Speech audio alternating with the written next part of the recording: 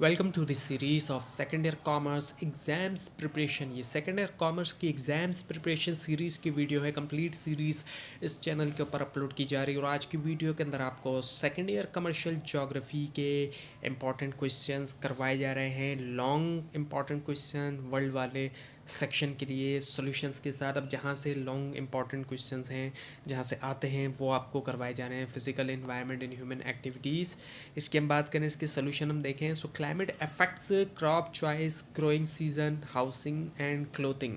Climate से ही असर पड़ता है क्रॉप चॉइस के ऊपर कि कौन सी क्रॉप होनी चाहिए, ग्रोइंग सीजन कौन सा होना चाहिए, कब ग्रो होगी, और हाउसिंग कैसी हो, या फिर क्लोथ वगैरह। अब क्लाइमेट से बहुत फ़र्क पड़ता है, सर्दी या गर्मी है, इन तमाम चीज़ों के ऊपर। सॉइल फर्टिलिटी की हम बात करें, ये कंट्रोल करती है एग्रीकल्चरल प्रोडक्टिविटी, कितनी ज़्यादा सॉइल फर्टाइल है या नहीं है। और वाटर अवेलेबिलिटी, पानी की अवेलेबिलिटी, फराहमी जो है, उससे फार्मिंग के ऊपर इन्फ्लुएंस होती है, सेटलमेंट पे भी और इंडस्ट्री के ऊपर भी। लोकेशन से हमें एक्सेसिबिलिटी मिलती है, करीब कितने करीब हैं, ट्रेड रूट क्या है, और इकोनॉमिक अपॉर्चुनिटीज़। एग्जाम्पल अगर हम देखें तो मानसून एग्रीकल्चर जो है साउथ एशिया के अंदर, और मेडिटेरेनियन जो क्लाइमेट है सपोर्ट करता है सिट्रस को। मेडिटेरेनियन जो कि यूरोप और अफ्रीका के दरमियान जो सी है।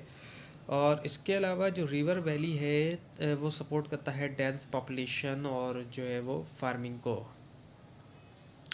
जोग्राफिकल इन्वायरमेंट इन कॉमर्स की हम बात करते हैं, ये भी इम्पोर्टेंट है। सो जोग्राफ़ी जो है, अब किसी भी जगह को हम देखें उसके मुताबिक, तो उसी चीज़ों की जो प्रोडक्शन है, डिस्ट्रीब्यूशन और ट्रेड है, उसके अंदर हमें फ़र्क दिखाई देगा मुख्तलिफ़ जगह के हिसाब से।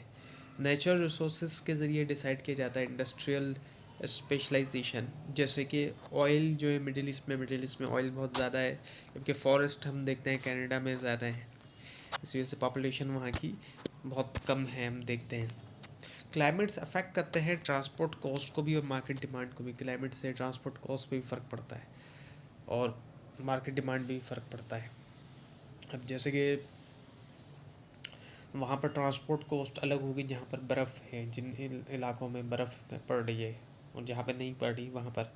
और मार्केट डिमांड जो है क्या है, इस पर भी असर पड़ जाएगा। इलाकों के जैसा मौसम है उसके हिसाब से ही लोग फिर डिमांड करेंगे चीज़ों की। लोकेशन इन्फ्लुएंस करती है जो पोर्ट डेवलपमेंट है और जो ग्लोबल ट्रेड लिंक्स है, दुनिया भर के जो ट्रेड लिंक्स हैं। अब एग्जांपल लें तो Singapore trade boom due to strategic location. Singapore की ट्रेड बहुत ज़्यादा जो है वो तेज़ी उसमें देखने आई, उसकी जो स्ट्रेटजिक लोकेशन है, साउथ ईस्ट एशिया की उसकी जो लोकेशन है उसकी वजह से। जबकि यूरोप के रिवर्स जो है, उन्होंने सपोर्ट मिली उनसे कॉमर्स के अंदर, तिजारत वगैरह के अंदर। अब अगर हम देखें forest and forest resources, forest और फॉरेस्ट की जो रिसोर्सेज हैं, यानी कि कहाँ से आते हैं वो, कैसे बनते हैं, तो टाइप्स अगर हम देखें तो उसमें इक्वेटोरियल है, इक्वेटर के करीब चीज़ जो होती है उसको हम कहते हैं ये नॉर्मली तौर पे। और ट्रॉपिकल है, इसके अलावा टेम्परेट है और टाइगा है। इंपॉर्टेंस की हम बात करें, इसकी क्या इंपॉर्टेंस है, तो उसमें वुड, लकड़ी इसी से मिलती है, पेपर भी इसी से बनता है। मेडिसिन की भी अवेलेबिलिटी हमारे पास आती है। बायोडाइवर्सिटी होती है, एक एनवायरनमेंट जहाँ पर मुख्तलिफ़ तरह की चीज़ें एक साथ होना।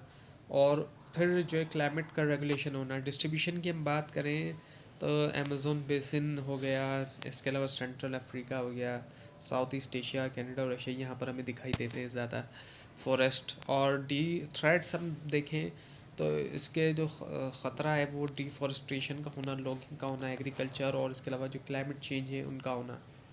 अब मेजर इंडस्ट्रीज़ की हम बात करें, जो दुनिया में मेजर इंडस्ट्रीज़ हैं वो कौन कौन सी हैं, और ये भी इम्पॉर्टेंट में से आयरन एंड स्टील है, जो कि करीब है कोल या मिनरल एरियाज़ के, जैसे कि चाइना, यूएसए और जर्मनी वगैरह। ऑटोमोबाइल जो गाड़ियों की इंडस्ट्री है, जहाँ गाड़ियाँ बनती हैं, तो वो सबसे ज़्यादा हम देखें तो जापान में है, यूएस में, जर्मनी में, और साउथ कोरिया के अंदर भी। अब कोरियन गाड़ी भी देखते हैं, हमारे यहाँ पे भी कई सारी कोरियन गाड़ियाँ जो है वो आना शुरू हो गई हैं, जैसे कि क्या और हुंडई वगैरह। और टेक्सटाइल इंडस्ट्री हम देखते हैं तो उसमें फिर चाइना है, इंडिया है, और पाकिस्तान और बांग्लादेश, हमारे यहाँ भी अच्छी खासी टेक्सटाइल इंडस्ट्री है और अच्छी खासी एक्सपोर्ट अभी तक मौजूद है।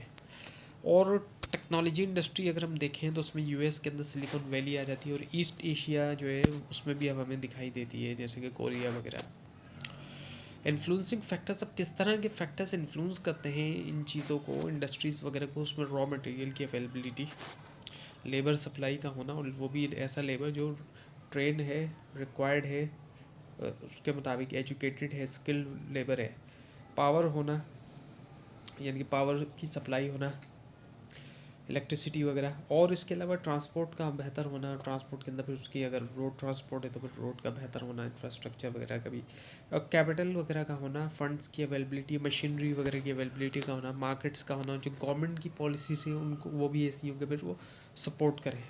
तो ये था आज का लेसन। आपको इस बारे में कोई क्वेश्चन हो, खासतौर पर इसमें कोई मिस्टेक दिखाई दे, ज़रूर हाईलाइट कीजिए, और इस पूरी सीरीज़ को देखने के लिए और एग्जाम्स की प्रिपरेशन के लिए इस चैनल को सब्सक्राइब कीजिए, बेल आइकन के ऊपर क्लिक कीजिए। Thanks for watching this video and best of luck.